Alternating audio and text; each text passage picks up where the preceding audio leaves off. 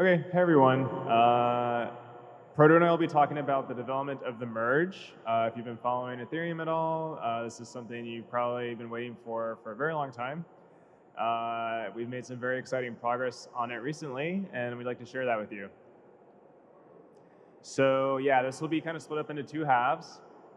First, I'll just at a high level tell you what we're merging, and then Proto will take over and perhaps give you a sense of when we're merging, discuss some of the recent testnets and things that you'll see later. So first, yeah, what are we merging? The proof of work component of Ethereum is being swapped for the proof of stake component. This means there's now essentially two chains, and yeah, we essentially have to do this hot swap, kind of in midair. It's going to be pretty wild because this isn't a testnet. We're doing this on mainnet, and as you all know, mainnet holds a lot of value. So before I dig into it, just a bit about me. I'm Alex Stokes. There's my Twitter handle, research at the Ethereum Foundation. I do all kinds of stuff around protocol R&D, so been focused on Altair, which is happening on the 27th. So if you're running a Beacon node, be sure to follow the fork. And yeah, been ramping up lately around the merge and like clients, lots of other fun stuff. But yeah, so this talk, we'll talk about the merge. So first, yeah, what are we merging? There's the Ethereum we all know and love. It works with a proof of work consensus mechanism. And yeah, so far it seems to work. I mean, that's the reason we're all here. There's all these dApps. There's just an exploding ecosystem of like DeFi, NFTs, crypto gaming, just all sorts of things. I have this picture here of like recent base fees in like the last couple of blocks, and you know, that seems like an okay graph until you see the axis on the left where you know, the fees maybe 50 gig away for one transaction, right? So the point being is the gas fees are like quite high, and what we'd like to do is scale Ethereum somehow so that the fees come down, the average fee is smaller for the average user, things like this. And the way we want to do this is through a number of sort of different approaches, upgrades that we have planned. You might have heard of the sharding work that we're doing, right? Okay, there's all these code names like ETH2, Serenity. A lot of that is to do a number of things, one of them being deploy sharding. So you'll see this graphic here. And the idea is rather than have one blockchain, there's now, say, 64. And then you have 64 blockchains in parallel is one way to think about it. And then hopefully you scale throughput that way. Another thing that we want to do is move from proof of work to proof of stake. And this is the merge that we'll be talking about right now. So yeah, I'll show you in a minute, but essentially there's the Ethereum, you know, the proof of work chain, mainnet. And we also have this other thing we've launched in December 2020, the Beacon chain, which is going to be this new home for Ethereum. And when we say the merge, this is what we're talking about, is merging these two chains together.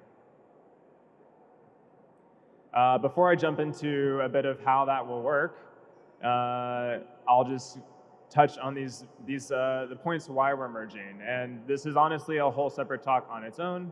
But at a very high level, right, we want to take the Ethereum we know and move it to a place that is more secure, more sustainable, and more scalable. And again, there's tons of reasons why. At a high level, with this proof of stake consensus mechanism rather than proof of work, there's a way for us to penalize malicious attacks, and that makes it much harder to pull off a lot of repeated attacks on the chain. It's more sustainable because rather than dump all this energy into the proof of work mining, you don't need to do that, right? The scarce resource that you've committed here is now just this ether that just kind of sits there. And because of that, you don't need to dump all this energy into your node setup. And there's even people who will run validators on Raspberry Pis. It's taking, I don't know, 5 watts, something like this. A very, very small amount of power. Not the huge mining farms that you've probably heard about that people have around the world. And the last thing, right, scalability. Because we have this proof of stake setting, there's now a notion of a validator that has an identity and protocol. And this lets you do more sophisticated things with the consensus. For example, implement things like sharding at L1 that otherwise are like really hard to do without something like that. And just to give you some flashy numbers, yeah, right now there's over 8 million ETH staked, which is over $31 billion. So there's actually quite a lot of economic value securing the beacon chain, almost 250,000 validators, so it's a quite diverse decentralized system. And yeah, if you're looking for a return on your ETH, it turns out to be like a 5% yield just from staking. So all in all, very long-awaited time to merge. And yeah, so I'll just go through the transition process really quickly to give you some sense of like how involved it is.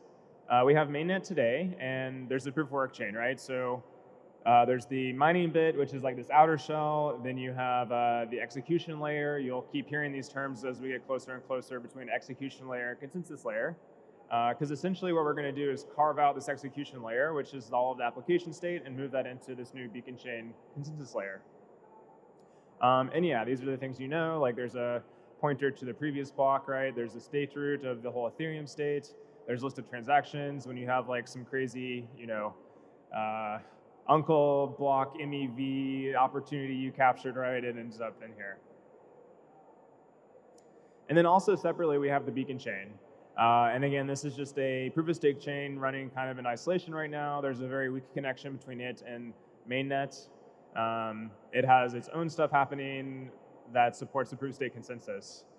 So for example, you have these, they're labeled ATS, so you have all these attestations. And those are the things where validators sign off on their view of the chain. And then what happens is when everyone does this in aggregate, you end up with you know, the security of the consensus. So we have these two chains in parallel. And you know, so we have a proof of work chain over here. You know, you're like minting NFTs. That's pretty cool. Playing your like crypto games. You know, we add another chain, and we keep going along like this until we get to a very special block. This will be the terminal proof of work block, the last one in the chain. And the way that we'll know that is that there'll be a certain value that we all agree upon, the terminal total difficulty. And the special thing about this terminal block is that the total difficulty will be greater than the value we pick. This is a number that we'll have to agree upon, and the intuition is that like miners will keep mining blocks, and then again we get to a part where they've mined the last block, and then that's the signal for the proof of stake chain to take over. And then this is what it looks like, where then you have this terminal block here, right? And then once the signal happens, then we have the merge, the actual transition process. And that's where, at that point in time, the execution state from the proof of work chain will essentially be copied over. And the way that it works is that you'll have the execution payload in the beacon chain block, and it will reference this last proof of work block. At that point, the merge is done. And you know, hopefully everything goes swimmingly, and we've done it.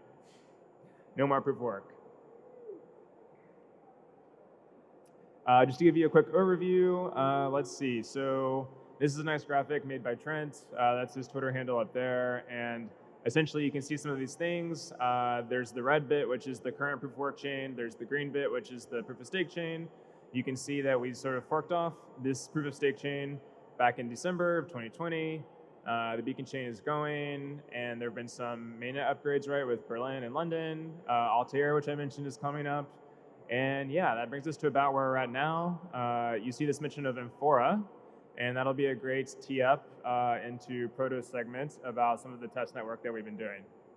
So I'll hand it over to him. Thank you, Alex. Thank you, Alex. So this is the hard question. When is the merge? To give you some context, we're developing the merge testnets right now. Amphora is this testnet that we launched during the interop event. Just a week ago, we came together with all of the Ethereum 1 and Ethereum 2 clients and tried hacking on this thing to work out these little interoperability bugs. And now we got to this point of multi-client testnet supporting proof of stake with the EVM. And I'm going to walk you through how this event went, the testnet changes, our milestones, and then maybe you can figure out when merge. So I'm Proto, the pineapple on Twitter. And about merge, When we are trying to implement the merge, we go through these things called specifications and testing and EIPs. These seem like really abstract, but they're out there, they're open source, you can look at them. And we basically pinpointed a few of these for the interop event for clients to all agree on so they could join the same testnet. And like this coordination problem between 5 consensus clients and 5 exclusive clients makes it really difficult to launch testnets, but we did it. Last week, we launched Amphora. And so how do we get Amphora running? How did we get this done? So it starts with testing, testing, and testing, where we had these breakout sessions. Like once you have clients running, they still need to work. They still need to talk to each other nicely. And so this is one picture from the interop event where we did this breakout session to go through various scenarios of what could happen with the merge, with the Go Ethereum team, with the current Ethereum 1 testers, with new people for Ethereum 2 testing, and to get it all sorted out. And then we went through risk assessments. The merge is like this hot swap of a 400 billion system. It's an insane amount of value. You're moving from one consensus to the other consensus. And to do this effectively, you just need this very thorough risk assessment and lots of time to, once the testnet is running, you need multiple months of testing, many more than, maybe 4 months, maybe 5 months, to be really, really sure that you can transition. And then by the end of the event, all the focus on Paritosh, shout out to him, sitting over there somewhere, where we put together a testnet. So we had all of the clients with their configuration, everything ready to launch the testnet. And the last part is deploying it to 100 nodes, 10,000 validators, some specific configurations.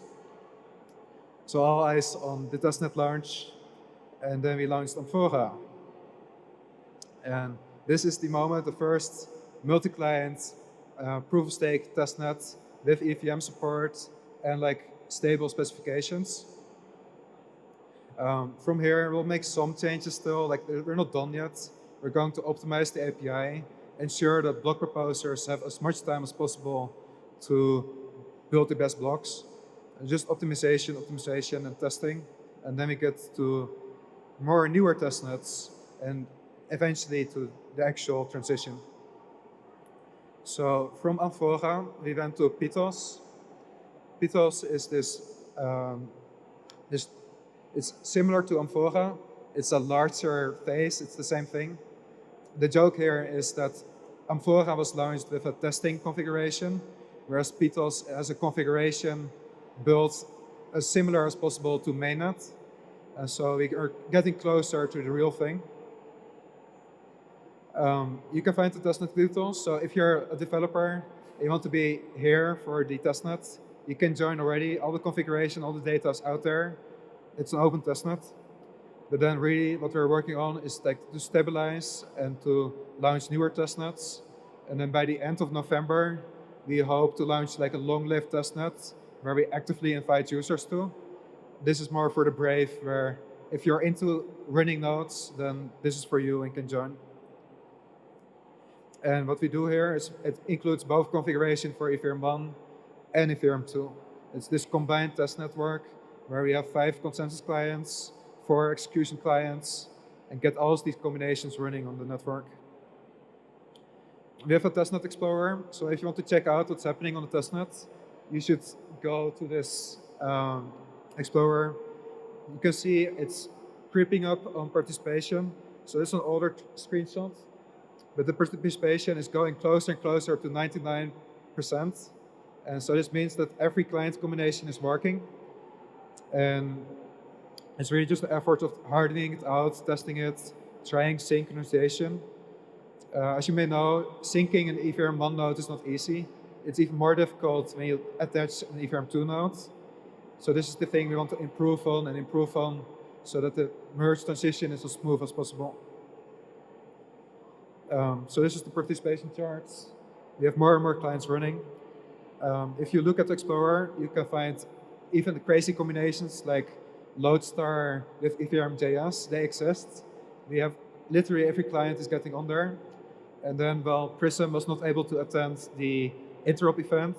Prism just joined the network today as well, with the help of Potos. And we're getting there, and Ericon is catching up as well. So about milestones, like during the event, we had this huge table to describe which client could work with which other clients. And we had this milestone 1, milestone 2, milestone 3, and so on.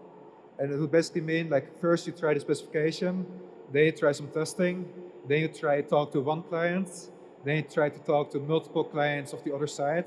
So if you're a consensus client, you would talk to multiple execution clients. And then we had the many-to-many, where we were ready to try every combination. And so this table is getting fuller and fuller. But then what we need to do is we need to get in these last spec changes, the last mile, to really make the merge as stable, as pretty as possible, polish it. So we are integrating optimizations for the API, improve the proposer profitability. We stabilize the specification. We start a long-lived testnet. We need to introduce a lot of automation for testing to be really sure the system works. And M5 needs to be complete, where we want every client to work with every client through the standard API. And then to get towards launch, you have to think of these long-term things where the spec is really like immutable. There's nothing changing about the consensus. Every consensus layer client and every execution layer client has it all implemented, but also implements the user layer things like chain synchronization. And then we have stability. You need to be very sure it's stable. Diversity. That's the next talk from Carl. He will go deeper into the diversity topic. It's important that once we have proof of stake, that we don't finalize a bad chain. This means that we need as many different clients as possible, so that when there's a bug, it only affects a little part of the network and not the whole network. And it's also about infrastructure readiness. So say if there was an attack on proof of work in the next month, we could rush and ship the merge and move to proof of stake.